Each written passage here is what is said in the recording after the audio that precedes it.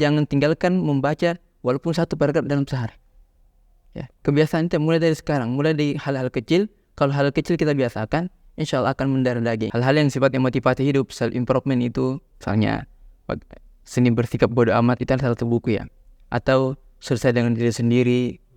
Atau buku yang saya sarankan untuk teman-teman kalian adalah Assalamualaikum warahmatullahi wabarakatuh. Jumpa lagi dengan saya Firmansyah dalam Nuansa Podcast.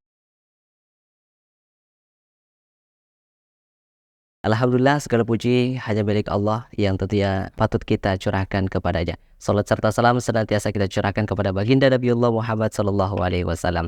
Baik sahabat Nuansa Podcast, di kesempatan kali ini kita akan kembali melanjutkan dialog santai kita yang tentunya pada kesempatan kali ini saya dan juga narasumber akan mengangkat sebuah tema yang cukup menarik, yakni bagaimana untuk menumbuhkan budaya cinta membaca.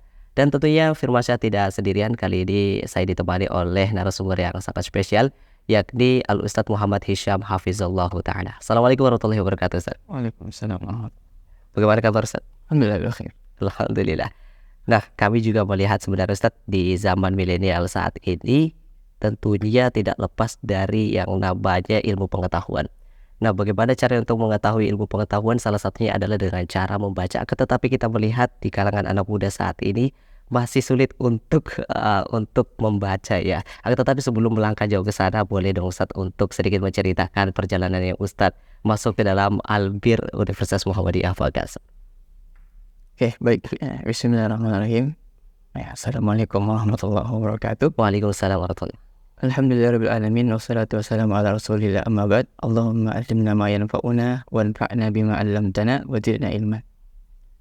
Secara ringkas mungkin ya, sejarah masuknya ana di Ma'had Albir, kisahnya lumayan menarik.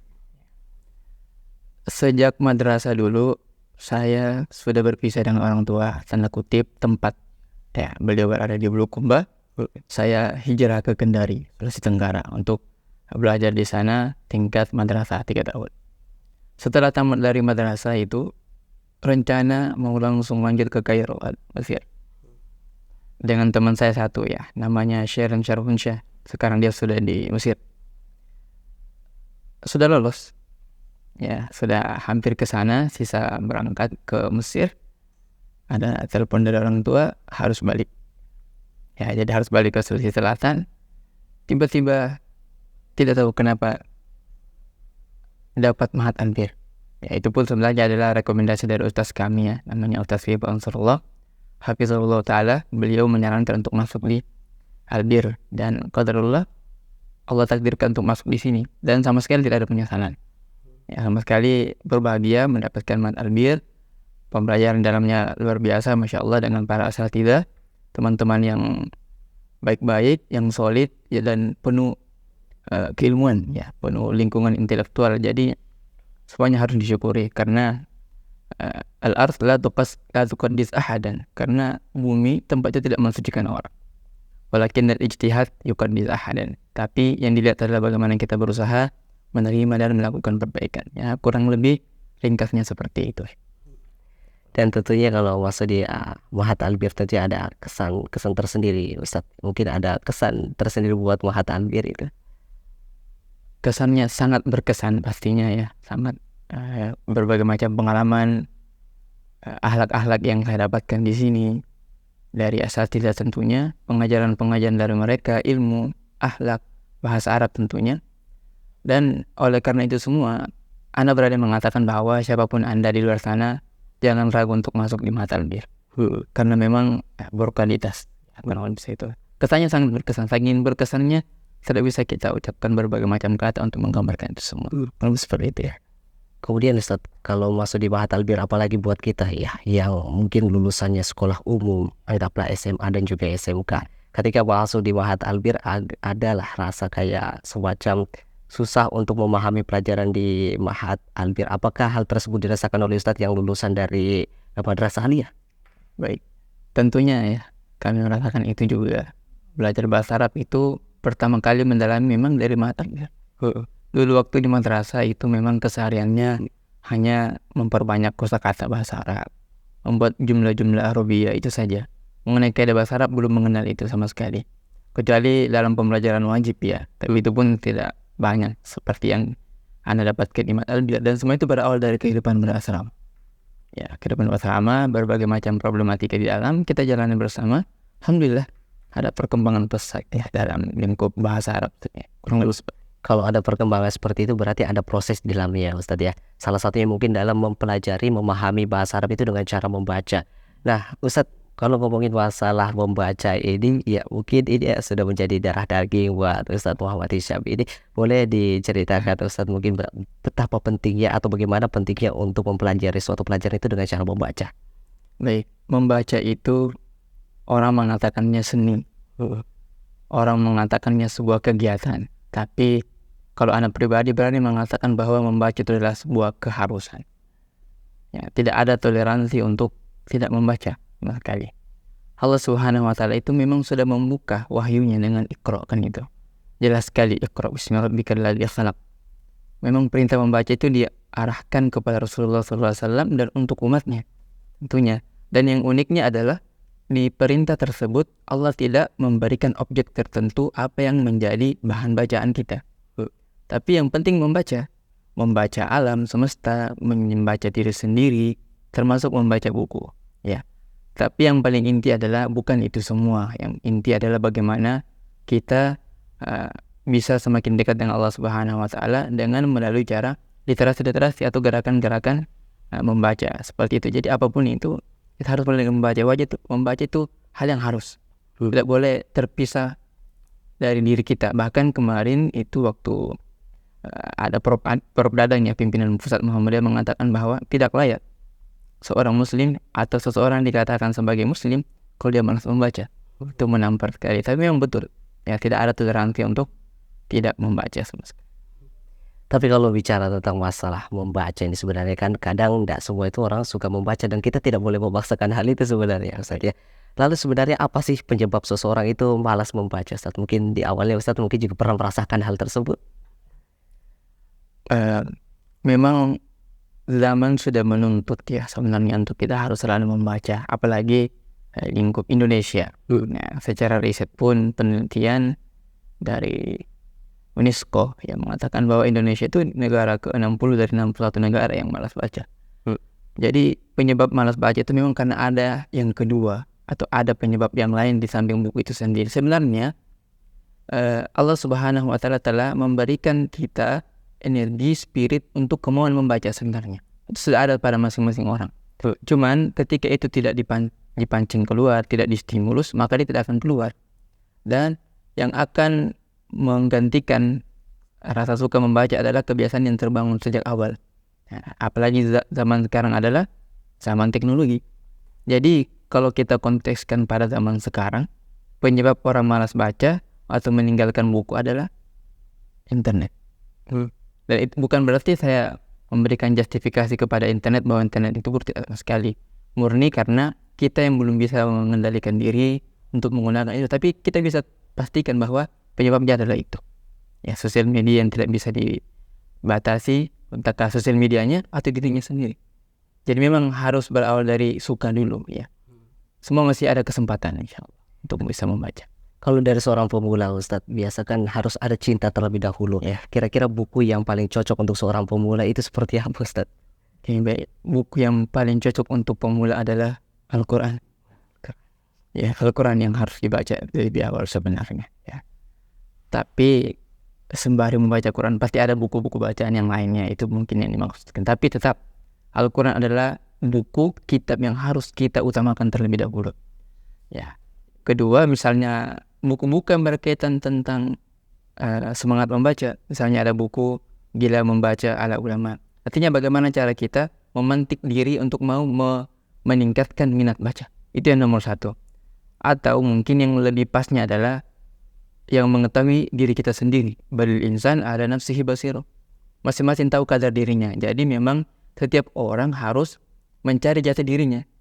Apakah dia suka di genre adab, genre sejarah, itu harus dia cari. Novel, kalaupun dia harus memulai dengan buku-buku yang romantisme itu tidak masalah. Nomor satu adalah bagaimana memantik diri untuk mau suka membaca.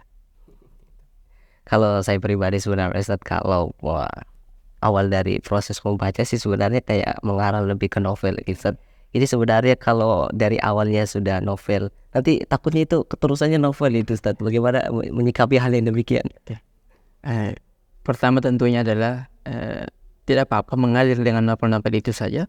Ya, saya termasuk orang yang tidak tertarik dengan novel pertama. Sekarang sudah mulai tertarik ya dengan novel-novel yang ada.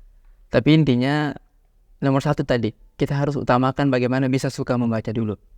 Setelah itu jangan sendiri. Kita harus membentuk perkumpulan khusus atau circle yang memang dengan circle itu kita bisa membangun jiwa-jiwa keilmuan, jiwa-jiwa literasi yang baik. Sehingga ketika kita mendapatkan berbagai macam orang atau menghadapi berbagai macam watak atau genre di luar sana, kan pasti banyak teman kita yang suka membaca. Dan masing-masing punya genrenya. Nah, kalau sudah dapat, nanti kita akan termotivasi. Oh, ternyata dia suka sejarah. Kita akan termotivasi untuk itu karena memang kita tergantung teman kita. Dengan siapa kita bergaul, pasti akan kita senantiasa terpengaruh. Intinya tidak akan terjebak kalau orang yang suka membaca. Allah akan bimbing. Karena Allah Subhanahu wa taala membimbing Rasulullah mulai dari perintah baca. Maka Allah akan membimbing orang yang suka membaca untuk mengarahkan mereka pada jalan-jalan yang baik, insyaallah. Seperti itu. Dan sebenarnya kami juga itu sebenarnya suka membaca buku. Kadang juga ada ya teman yang kadang cerita dengan saya pribadi Ustaz, kadang malas membaca buku itu karena banyak sekali buku banyak subbab di dalamnya yang kadang bikin pusing, belum dibaca sudah pusing. Nah sebenarnya teknik atau cara membaca Ustadz mungkin bisa dibagi bagaimana, apakah harus dari awal sampai akhir atau kan boleh dilangkah-langkahin gitu Ustadz? Oke, baik. Mengenai teknik membaca buku kembali ke orangnya juga. Ya memang kalau bisa ya, mungkin kita gambarkan, misal ada orang ketika mau suka membaca, caranya adalah dia memilih di daftar isi. Dia tidak baca secara berurutan. Ya, dan ini cara yang bagus untuk memantik suka baca tadi itu. Dia memilih tema yang bagus, yang menarik buat dia di daftar itu, kemudian dia baca. Artinya dia tidak berurutan. Tapi ini tidak mutlak karena tidak berlaku di novel. Novel harus dibaca, kan dia alur maju. Ya, dia harus dibaca dari awal. Jadi tergantung apa yang dibaca, bukunya apa. Ya, kurang lebih seperti itu. Dan yang bagus juga adalah misal kalau kita sering berhadapan dengan handphone. Di antara cara membaca yang baik itu adalah misalnya 5 menit pakai HP, kemudian tinggalkan. Maksimal ya, misalnya HP. Ada notifikasi masuk, bisa baca, tutup, buka. Tidak lebih 5 menit, simpan lagi, ambil lagi. Itu kalaupun tidak bisa pisah dengan HP, mungkin orang kantoran atau orang manapun, itu tidak bisa disalahkan juga. Itu cara yang efektif. Artinya jangan sampai di HP terus. Harus lebih banyak ke bukunya. Atau hal-hal yang lain yang lebih bermanfaat. Itu artinya di antara salah satu teknik ya yang kemudian manjur ya untuk diterapkan untuk orang yang mau mulai membaca buku. Kalau tadi sempat disinggung tentang masalah HP Ustaz, kadang juga ada yang beranggapan HP kan juga kita bisa membaca sebenarnya kan Ustaz. Sebenarnya yang membedakan antara buku dengan HP itu bagaimana, dan kemudian yang lebih efektifnya itu seperti apa Ustaz? Oke, baik. Pertama, hukum asal membaca itu dari buku. Hukum asal. Yang namanya hukum asal pasti dia yang lebih baik. Dia lebih berkah, apalagi kalau yang dibaca adalah kitab-kitab ulama klasik. Yang berkahnya lebih dapat. Bukan berarti buku-buku yang kutip tidak berkah, enggak sama sekali. Cuma Allah yang tahu. Tapi intinya keberkahan itu dari kita. Yang mana lebih baik, kita tidak perlu dikotomi. Cara yang terbaik adalah untuk membandingkan sesuatu, itu adalah jangan dikotomi dulu, digabung dulu. Tergantung keadaannya. Ketika suatu keadaan misalnya dia tidak bawa buku, ada di HP. Jadi literasi itu ya kan literasi ya, tidak mesti berupa baca buku-buku, tidak. Misalnya kita baca chat teman kita dari WhatsApp atau status dia tentang keilmuan, itu bagian dari literasi. Karena inti daripada literasi adalah bagaimana kita mendapatkan informasi, kebudayaan, menerapkan itu sampai puncaknya berbentuk budi pekerti. Itu adalah puncak literasi. Ya literasi tidak sekadar membaca. Puncak literasi adalah konsepnya, prinsipnya, bagaimana semua bacaan itu, informasi-informasi itu bisa menjadi budi pekerti yang baik, membangun kesadaran untuk berbuat. Ya kurang lebih seperti itu ya. Semuanya bisa dilakukan. Oh bisa dilakukan ya Ustaz. Apalagi kalau misalnya mungkin masih ada teman-teman yang pemula itu baru-baru, mungkin kalau kemana-mana masih takut bawa buku, malu lah. Ibarat kalau bagi pemula itu masih mau mendengarkan omongan orang lain, kayak misalnya wah sok-sok ini bawa buku, sok-sok mungkin suka membaca dan lain sebagainya. Mungkin hal ini pernah dirasakan oleh Ustadz? Ya, di awal-awal mungkin pernah ya, tapi untuk zaman sekarang hal itu harus kita tepikan. Ya, kita harus mulai aplikasi diri ya untuk menunjukkan kepada orang-orang bahwa membaca itu penting. Kita harus berani membawa buku. Saya sering menyampaikan bahwasanya di luar sana atau di zaman kita sekarang itu fitnah sudah merajalela, kejahatan, keburukan, kemungkaran itu terorganisir dengan baik. Bahkan nampak tuh. Kalau keburukan saja nampak, maka kebaikan lebih berhak untuk nampak. Maka memang amalan itu kan ada dua, ada yang sir, ada yang alania, ada yang disembunyikan, ada yang nampak. Ya silakan sibukkan diri sendiri dengan amalan-amalan yang tersembunyi. Tapi untuk yang satu ini, baca buku atau mensyiarkan untuk gemar membaca, itu hal yang harus kita publikasi seluas-luasnya. Dari ujung timur ke ujung barat harus tahu bahwa membaca itu penting. Ya, kaidah penting dalam negara maju adalah membaca. Kita akan mendapatkan riset bahwasanya semua negara maju, negara berkembang, atau negara yang paling bahagia, pasti mereka akan mengedepankan kehidupan literasi, membaca. Nah, itulah salah satu sebab juga kita di Indonesia kurang tidak bisa jadi negara maju, karena kita minat bacanya kurang. Dan itu tidak perlu kita jadikan bahan untuk semakin terpuruk, nggak perlu. Karena kita harus mulai dengan 3M. Mulai dari diri sendiri, mulai dari yang kecil-kecil, dan mulai dari sekarang. Tidak perlu kita mengeluh, tidak. Mulai sekarang sedikit demi sedikit kita harus berani nge-public diri. Kita harus bawa buku supaya orang terpancing. Ya, mengenai perkataan orangnya, itu tidak bisa dibatasi. Itu adalah faktor luar. Dalam psikologi itu di luar, faktor luar kita, tidak bisa kita kendalikan. Jadi kita bijak-bijak saja menyikapi apa kata orang sambil atau sembari memperbaiki niat. Karena pasti kita akan berperang di niat. Kalau sudah seperti ini, ada ikhlas, ada riaknya atau segala macam, itu kita berperang. Nanti itu adalah urusan kita dengan Allah Subhanahu wa taala, bukan urusan orang lain sama sekali. Oke. Dan sebenarnya ada yang menarik ya Ustadz mengenai pembacaan buku seperti ini ya. Walaupun di negeri kita ini agak rendah lah dikatakan tingkat pembacanya, tetapi kita sebagai anak muda tentunya ingin sebagaimana orang-orang seperti Ustadz kita suka membaca dan lain sebagainya. Kalau boleh tahu Ustadz, berapa buku yang dibaca Ustadz mungkin dalam sehari ataupun dalam sepekan itu? Baik, mengenai bacaan buku yang perlu Anda sampaikan kepada semuanya adalah seharusnya setiap bulan kita beli satu buku. Dibaca atau tidak, harus punya buku tiap bulan. Ya, ada perkataannya orang bijak, pembaca tulen di Amerika Serikat mengatakan seperti ini. Ketika ada ruangan tanpa perpustakaan, itu seperti tubuh tanpa jiwa. Ketika dalam ruangan itu ada buku tapi tidak dibaca, seperti jiwa yang tak berisi. Tapi itu perkataan orang non-muslim. Tapi kalau versi muslimnya, para ulama mengatakan kumpulkanlah berbagai macam buku. Tidak dibaca pun tidak masalah, itu berkah. Kalau kata Syekh Ali Jum'ah, Grand Chefnya Mesir Kairo, mengatakan membeli buku itu berkah dan menambahkan rezeki dengan izin Allah Subhanahu wa taala. Jadi memang kalau bacaan kami tidak banyak juga ya. Tergantung mood. Itu mood penting ya. Misalnya ketika moodnya datang, dimanfaatkan moodnya itu untuk membaca sebanyak-banyaknya. Jadi tergantung apa yang dibaca. Kalau misalnya dibaca novel, kita bisa baca banyak tuh.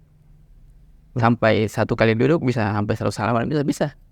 Kalau lagi duduk santai. Tapi kalau misalnya dibaca seperti ilmu hadis, ilmu tafsir, itu tidak bisa dibaca cepat-cepat sekali. Jadi memang kita perhatikan keadaan buku apa yang kita baca. Kalau bukunya berat, baca sedikit-sedikit, itu lebih baik. Mutola'ah namanya. Yang bisa dibaca percepat itu ya tadi novel, kisah sirah nabawiyah, ya. Hal-hal yang sifatnya motivasi hidup, self improvement itu, misalnya seni bersikap bodoh amat, itu adalah satu buku ya. Atau selesai dengan diri sendiri. Atau buku yang saya sarankan untuk teman-teman kalian adalah di zaman sekarang bukunya Ahmad Rifai Rifan. Judulnya Maaf Tuhan Kami Sedang Sibuk. Itu sangat recommended untuk semua teman-teman yang mau membaca buku di sela-sela kesibukannya. Intinya terus membaca. Intinya jangan tinggalkan membaca walaupun satu paragraf dalam sehari. Ya, kebiasaan itu mulai dari sekarang, mulai dari hal-hal kecil. Kalau hal kecil kita biasakan, insya Allah akan mendarah daging. Dan yang paling penting adalah kalau kita sedang membiasakan membaca buku, itu akan menjadi hal yang kita cintai. Tidak bisa kita tinggalkan sama sekali. Kalau ditinggalkan ibarat meninggalkan sholat. Itu gelisannya minta ampun. Artinya la jamala fil ukuli al mujdiba. Tidak ada keindahan, keelokan, kegantengan, kecantikan pada akal-akal yang tandus. Itu harus dengan membaca. Saya pernah dapat pendapat atau perkataan dari teman begitu, Ustaz. Percuma beli buku banyak-banyak tidak dibaca sih juga. Kadang hal yang seperti ini, Ustaz, bagaimana menyikapi teman-teman yang seperti ini dan bagaimana kita sebenarnya memposisikan diri pada saat teman mengeluarkan statement yang seperti itu. Baik. Ketika ada orang mengatakan seperti itu, kita senyumin aja. Ya. Kita tidak perlu debat dia. Dan bisa jadi karena dia belum paham hakikat membaca buku itu sendiri. Imam Ibnu Qayyim al-Jauziyah luar biasa ya. Beliau itu selama hidupnya tahu berapa buku yang beliau selesaikan? 200.000. Subhanallah. 200.000 buku selama seumur hidup beliau. Imam Ibnu Qayyim al-Jauziyah 200.000 buku. Subhanallah. Ada mengeluarkan uangnya sampai 3M untuk buku saja. Kalaupun misalnya ketika kita beli buku tidak dibaca, bisa jadi dibaca sama oleh anak-anak kita nanti. Jadi berpikirannya itu panjang, tidak sempit. Bisa jadi nanti kalau saya meninggal dunia ada anak-anak di belakang yang melanjutkan bacaan saya. Intinya itu bisa menjadi pengundang berkah di rumah kita atau di perpustakaan. Itu pasti itu. Allah yang jamin. Intinya niatnya kita beli buku lillah, bukan untuk dikatakan oh dia jago, enggak perlu. Kalau lillah pasti ada yang sia-sia itu. Ya kan? Mungkin tampak di mata manusia sia-sia tapi di mata Allah enggak. Kan konotasi kita berbuat beramal Allah bukan manusia. Jadi tidak apa-apa. Intinya kita tidak perlu menjustifikasi mereka juga. Kita tetap berkewajiban untuk mengajak mereka untuk suka membaca buku. Ya, jadi memang untuk hal yang seperti ini harus kita sering tekankan. Kita pelan-pelan ya. Sampainya buku itu harus selalu ada di tangan kita, di tas-tas kita, di kamar-kamar kita, atau di rumah bahkan. Ya, jadi memang harus membaca buku. Tidak ada toleransi untuk hal seperti itu. Ada sedikit yang menarik tadi Ustaz sebutkan bahwasanya membaca buku ya entah itu maksudnya diletakkan dimanapun ya, mungkin bisa santai atau lain sebagainya. Tapi pribadi Anda sendiri Ustaz sebenarnya ada pernah statement bahwasanya buku itu bukan diletakkan di atas rak ataupun dikumpulkan dalam satu ruangan, tetapi letakkan di mana Anda sering duduk. Anggaplah di ruang tamu, taruh buku di situ. Kemudian ruang makan mungkin taruh. Pendapat seperti ini bagaimana Ustaz? Ya, tidak ada salahnya juga. Supaya dengan itu bisa mengingatkan kita untuk selalu membaca. Intinya etis, tidak etis dan juga perlu dipertimbangkan. Tidak mungkin disimpan di WC kan, di dapur, ada tempatnya masing-masing. Memang kebiasaan para ulama dulu itu buat perpustakaan. Bahkan di antara histori ulama itu dikatakan bahwa ketika kita memasuki rumahnya itu dinding-dindingnya sudah buku semua. Di dinding, rak-rak buku. Belum di kamar ada ruangan khusus. Jadi memang harus berbanyak di tas. Memang itu harus syiar. Ketika kita kosong, kita baca. Jadi kalau misalnya ada pertanyaan, ada yang unik ya, dikatakan seorang ulama ditanya bagaimana beliau membaca buku. Bukan beliau mengatakan saya tidak menentukan waktu khusus, tapi waktu luang. Ada luang saya baca. Kita kan biasa kalau disampaikan bagaimana cara membaca buku, siapkan waktu khusus kan gitu. Kalau beliau katakan tidak, kapan saya luang saya baca. Ya, ala kulli hal yang mana nyamannya. Ya, karena Islam juga bukan agama yang memberatkan. Intinya kalau kita nyamannya membaca ketika ada luang, baca. Baca Quran pun baca. Ya, intinya baca dan terus membaca. Ya, tapi kalau prinsip statement mengenai kalau ada waktu luang membaca, tentu ini tidak bisa mungkin diterapkan dalam Al-Quran. Ya, setiap mau tidak mau harus diluangkan waktu untuk membaca Al-Quran. Mungkin kalau hal demikian, apakah bisa dilakukan oleh teman-teman yang baru pemula membaca buku, ataukah ada tips Ustaz waktu tertentu atau di waktu yang cocok untuk membaca buku? Kalau untuk pemula, dia harus kenali dirinya, moodnya. Pertama, ikuti jalur mood. Kalau moodnya misalnya setelah asar, manfaatkan itu. Ada moodnya malam, itu memang kembali ke pribadi orang. Makanya harus cari tahu sendiri dirinya, kapan dia nyaman. Nah, untuk pemula memang dia berawal dari hal yang sedikit-sedikit, buku-buku yang ringan atau buku-buku yang menunjang dia semakin gemar untuk membaca. Misalnya buku-buku motivasi. Misalnya tadi Gila Baca ala Ulama itu bisa dipantik supaya setelah baca buku, oh iya ya ternyata harus baca buku ini lagi. Atau baca tentang dirinya sendiri, tentang motivasi atau membaca tentang Rasulullah.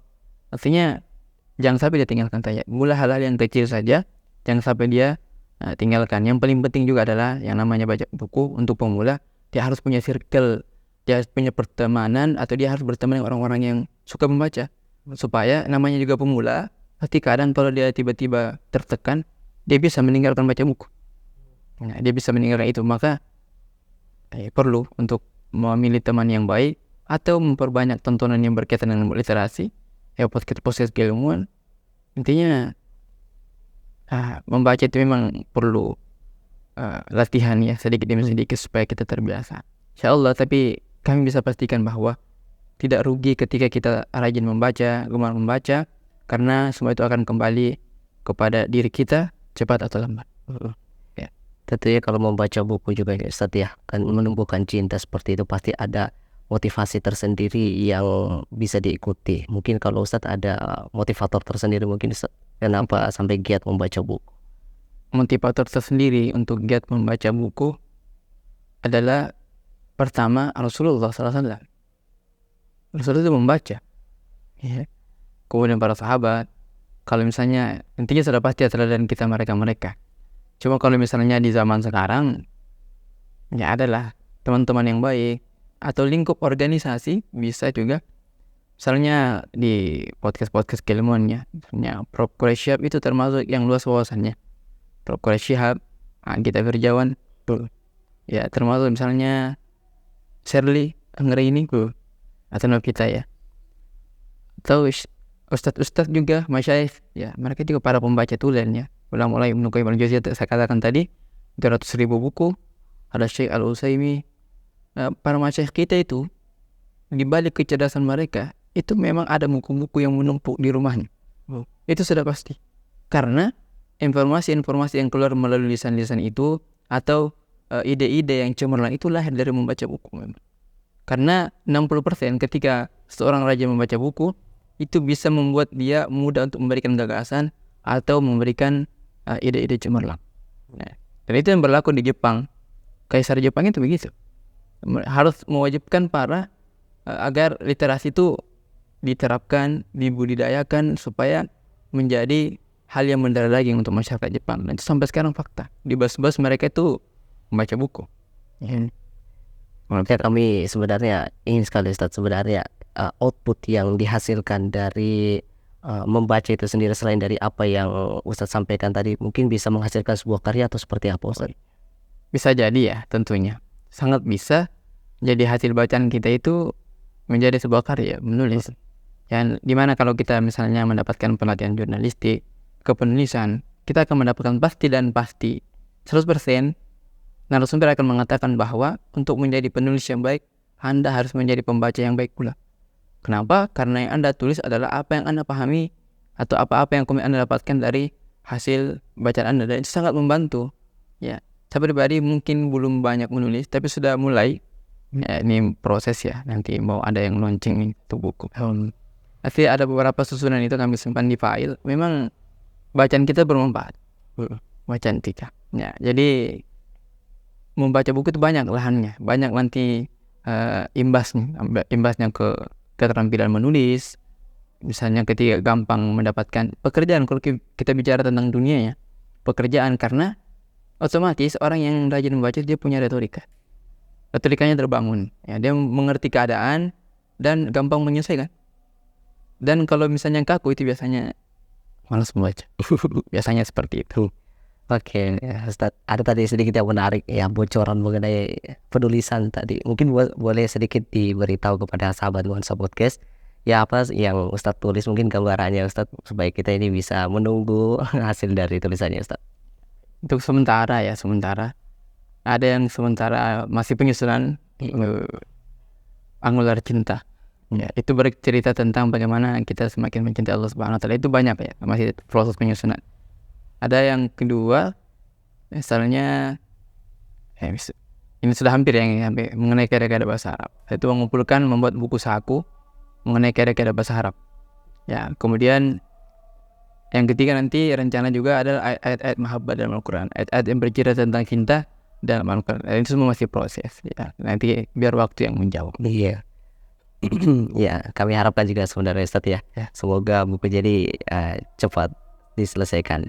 Dan insya Allah Ustadz, sebagai terakhir mungkin ada closing statement buat sahabat Nuansa Podcast. Baik, saya ulang kembali bahwa la jamala fil uqulil mujtibah, tidak ada keindahan, keelokan kalau akalnya tandus. Dan itu harus diisi dengan bacaan-bacaan buku. Ya. Dan yang kedua, tidak ada toleransi untuk malas membaca. Yang ketiga, harus ada asupan ilmu atau hasil belian buku tiap bulan, minimal 1 buku. Tadi kita katakan bahwa ketika ada ruangan tanpa perpustakaan, maka itu seperti tubuh yang tak berjiwa. Kalaupun ada bukunya, ada perpustakaannya, tapi tidak dibaca, itu seperti jiwa yang tak berisi. Maka teruslah membaca. Barakallahu fikum. Masya Allah, tabarakallah. Alhamdulillah Ustaz, atas wejangan ilmunya, terima kasih banyak. Ya, semoga ini bisa memberi manfaat kepada sahabat Nuansa Podcast, baik itu yang belum membaca buku, yang masih berupaya mencintai buku, dan juga lagi tengah membaca buku, dan juga yang sudah mencintai buku itu sendiri, sudah menyelesaikan beberapa halaman. Semoga ini semakin menginspirasi buat kita semua. Sekali lagi syukran wa jazakumullah khairan Ustaz ya, semoga memberi manfaat.